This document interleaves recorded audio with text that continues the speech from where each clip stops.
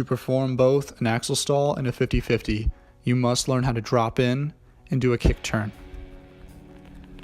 When approaching the ramp, my back foot is on the tail and my front foot is over the bolts. At the top of the coping, I rotate my shoulders 90 degrees and raise the tail slightly while leaning back.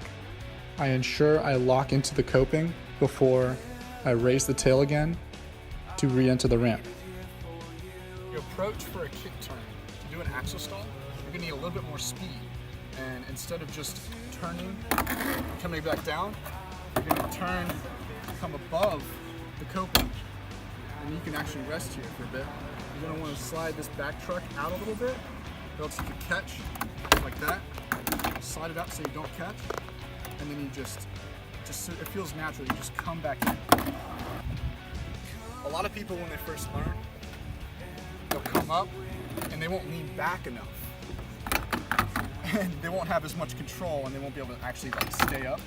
They'll just come on and come back down. So for a 50-50, you're gonna have to come up at more of an angle and with more speed if you want to get far.